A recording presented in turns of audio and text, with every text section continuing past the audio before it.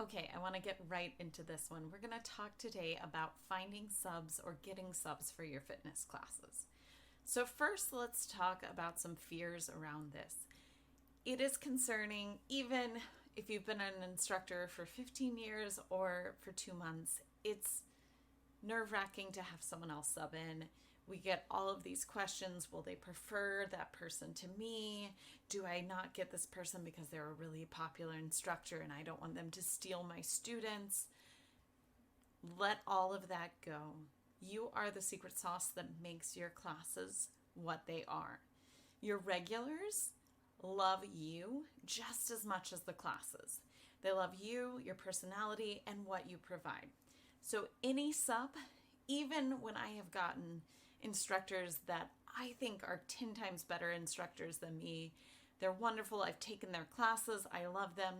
I frequently will get regulars who come in and say, "Oh, don't ever get that sub again. We missed you so much."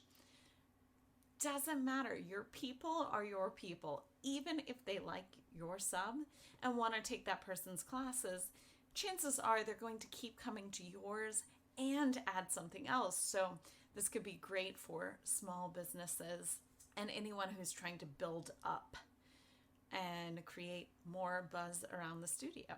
Now, finding a sub. First of all, I recommend having a list of subs at your disposal that are approved by your studio or the organization you work for. These are your on-call people. Now, depending on the sub policies at your location, which you should familiarize yourself with, you may be responsible for finding your own sub, or the studio itself may prefer to handle that. Sometimes you have very little say, sometimes you have a lot of say. If you have your backup list, your list of people who you know are great instructors, who you like subbing your class, this is great. It gives you kind of a go-to list. Who should sub your class? Well, take other people's classes is my first advice. When you take other people's classes, you can kind of see whose style really is similar to your own and who teaches completely differently.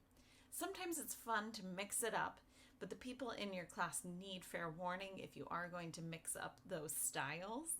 So you should probably, most of the time, it's best to find someone with a similar background. So, for example, if you both are teaching Pilates, if you both have a classical Pilates background and trained under the same teacher, that's a great sub because they're coming from a similar background. They're going to give your participants a similar experience. However, sometimes that's not available. So once again, you're going to go with the person who has a similar vibe. I have instructors that I know are similar to me in age and energy, who also come from theater backgrounds. I have a couple of those because I live in New York. People who you know that you vibe with, generally your class will vibe with. So these are the great people to have on call. You want to keep people who have that similar vibe, who listen to similar music, and will keep some continuity in the class without completely mimicking your class. So I hope these tips were useful. Good luck, take some vacation days, and use a sub.